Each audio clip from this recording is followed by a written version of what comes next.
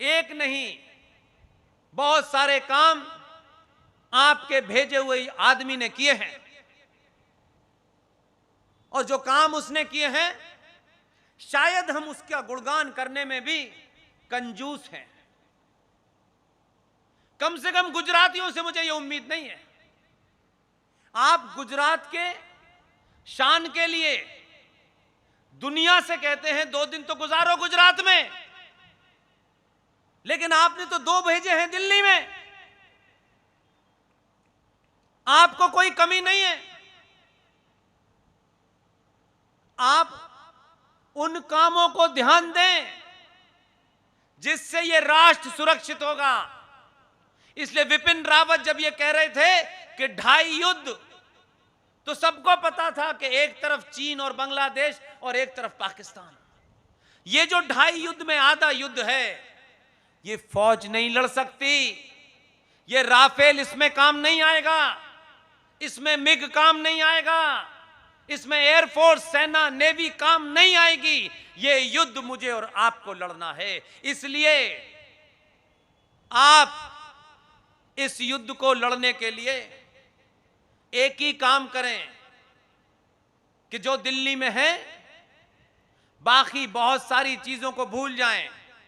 मान लें कुछ दिन के लिए कुछ तकलीफ भी हमें होती है, तो आने वाली नस्लें, हमारे बच्चे जिन्हें आप मिनरल वाटर पिला के पाल रहे हैं, उन्हें पॉल्यूशन से बचा रहे हैं, उन्हें धूप ना लग जाए, उन्हें लू ना लग जाए, इसकी चिंता माएं बहनें करती हैं। लेकिन जो आने वाला समय है, न धूल का है, न धूप का है, न पॉल्यूशन का है।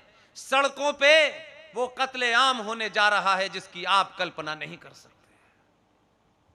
इसलिए आज आप अपने अंदर इस बात का भरोसा जगाएं कि हम उन कामों के लिए कम से कम जो राष्ट्र की पहचान के रूप में हजारों साल से नहीं हुए। अगर आपके आदमी ने संविधान की शपथ लेकर के प्रधानमंत्री के कार्यालय में बैठ करके भी जो उसकी जिम्मेदारियां वो पूरी की, लेकिन भारत के अंदर ऐसे ऐसे प्रधानमंत्री हुए कि आपके गुजरात में एक मंदिर को एक इस्लामिक आतंकी ने 16 बार हमले किए और उस सोमनाथ के मंदिर को ध्वस्त कर दिया। देश का राष्ट्रपति, पहला राष्ट्रपति, जब उसने ये कहा कि मैं सोमनाथ के मंदिर को, जिसका जीर्णोद्धार किया जा रहा है, मैं उसमें हिस्सा लेने जाऊंगा, फूल वाले चचा नाराज हो गए, लेकिन उन्होंने जिद कर ली।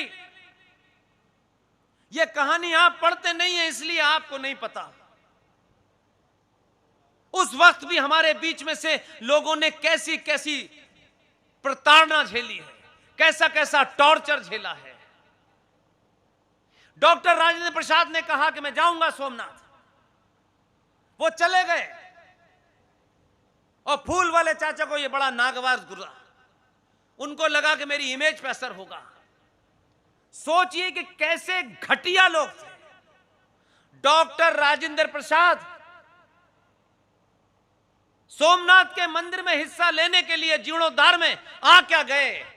इतनी नफरत, इतना गुस्सा कि जब वो रिटायर हो गए, दमे के मरीज थे, सांस के मरीज थे, जो देश का पहला राष्ट्रपति था, जिसके ज्ञान के बारे में बच्चों को मिसाल दी जाती है कि डॉक्टर राजेंद्र प्रसाद ऐसे प्रतिभावान व्यक्ति थे कि उनके किसी एक परीक्षा में 10 सवालों में से 5 सवाल कहे कि कोई सा एक सवाल कर लें, 5 सवाल कर लें। उस आदमी ने 10 सवाल करके लिख दिया नीचे, जो दिल चाहे 5 जांच लें। ऐसे प्रतिभावान आदमी को टॉर्चर किया, रिटायर हो गए, राष्ट्रपति की कोई सुविधा नहीं दी। बिहार में जो कांग्रेस पार्टी का आज एक ऑफिस है, उसको सदाकत आश्रम कहते हैं, उस सीलन भरे कमरे में राष्ट्रपति राजेंद्र प्रसाद, दवा तक नहीं दी गई और उनका अंतिम संस्कार हो गया। और यह किताब में कहां लिखा है? यह किताब है from Nehru to Curzon and after.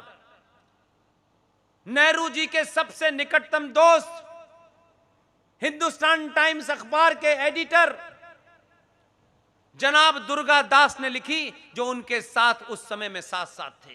क्या क्या कुकर्म किए, यह घटना उस किताब के अंदर है।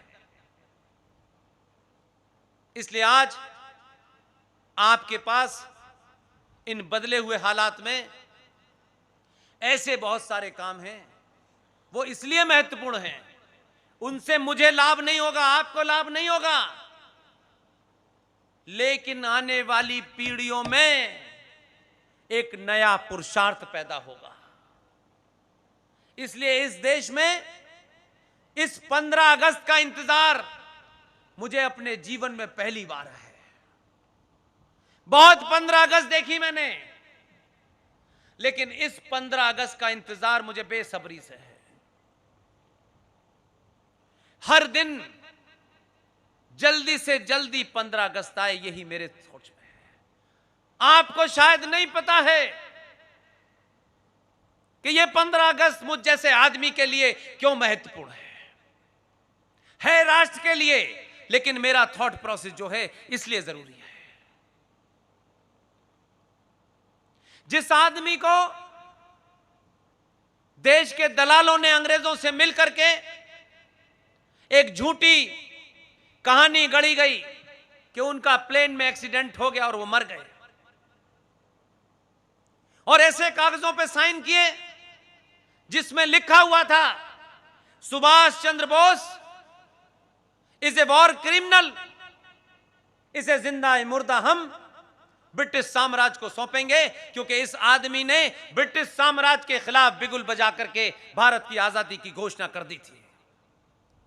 इसलिए ट्रांसफर ऑफ पावर हुआ, सब लोगों ने खूब ढोल मजीरे पीटे, 19 साल तक प्रधानमंत्री रहे। उनकी बेटी को गूंगी गुड़िया कहा जा सकता था, लोग उसको ऐसे ही जानते थे कि इंदिरा गांधी तो गूंगी गुड़िया है, क्योंकि सारे कांग्रेसी ये कहते थे। लेकिन इंदिरा गांधी को प्रधानमंत्री बनाने के लिए एक 5 फीट के बहादुर आदमी को, जिसने सिर्फ राष्ट्र को आगे रखा, उस आदमी के दौर में 1965 में पाकिस्तान ने एक युद्ध लड़ा। भारत के अंदर बहुत सारे लोग उनके प्रधानमंत्री बनने से खुश नहीं थे, लेकिन भाग और सृष्टि जिसके भाग में जो लिख देती है उसे कोई मिटा नहीं सकता है। पाकिस्तान ने हमला किया, लोग समझ रहे थे कमजोर सा गरीब प्रधानमंत्री है, इसके पास तो कोट पहनने के लिए भी नहीं है। हमला करने के बाद वो ये समझ रहे थे कि ये तो इतना कमजोर है कि इसके पास तो पावर है ही नहीं, इस आदमी को तो सिर्फ इसलिए प्रधानमंत्री बना दिया गया है ताकि वो जो गूंगी गुड़िया थी उसको प्रधानमंत्री बनाने में आसानी हो जाए। लेकिन ऐसे समय में उस गरीब परिवार का एक बच्चा जो प्रधानमंत्री बन गया था, जिसको शायद यह भी अंदाजा नहीं था कि वो कितने दिन प्रधानमंत्री रहेगा, लेकिन जितने दिन भी रहा उसके जीवन में एक घटना घटी कि पाकिस्तान ने गलती से हमला कर दिया। इतनी मार मारी कि यहां से बागा बॉर्डर से रगेदते हुए हाजी पीर तक भारतीय सेनाओं ने पाकिस्तानी सेनाओं को मारा, और लाहौर के पास हाजी पीर तक भारतीय सेना घुस गई। उसने घोषणा कर दी कि फौज अब वापस नहीं आएगी, लाहौर में ही रहेगी। लेकिन भारत के सियासी दलालों ने अपने अंतर्राष्ट्रीय दोस्तों से मिलकर के उस प्रधानमंत्री लाल बहादुर शास्त्री को मजबूर किया कि वो ताशकंद जाएं और उस पर समझौता करें, और अपने दोस्तों से मिलके, क्योंकि वो दोस्ती मुझे अब भी नजर आती है, उस पार्टी के कुछ लोग पाकिस्तान जाते हैं और वहां के इंटेलेक्चुअल के बीच में बैठ के टेलीविजन पे कहते हैं आप हमारी मदद कीजिए मोदी को हटाने के लिए। ये बीमारी पहले भी थी, उसी पाकिस्तान की और रशा की मदद से लाल बहादुर शास्त्री की ताशकंद के अंदर हत्या कर दी गई, क्योंकि ये प्रधानमंत्री अगर वापस आएगा तो पूरे देश में पॉपुलर होगा। हम वहां से निकले हैं, इसलिए आज आप लोगों के लिए ज्यादा बड़ी खुशी की बात होगी, क्योंकि कम से कम आपको इस बात का हमेशा घमंड रहेगा, हमेशा आपका माथा ऊपर रहेगा कि आपने जिसको भेजा उसने कितनी कानून बनाए, कितने हटाए, ये कभी कोई राष्ट्र याद नहीं रखता। राष्ट्र याद रखता है कि इसने ऐसा कौन सा काम किया है जो आने वाली हजारों साल तक नस्लें उसको देख करके प्रेरणा लेंगी और उनके अंदर एक अलग शौर्य पैदा होगा। जिस आदमी को एक जहाज की घटना में मार करके उसे गुमराह करने की कोशिश की, उसको सत्ता से हटाने की कोशिश थी, वो हट गया। लेकिन ये मेरे और आपके भाग्य की बात है, जो लोग इस बात से दुखी रहते हैं हमारे जीवन में ये नहीं हुआ, वो नहीं हुआ।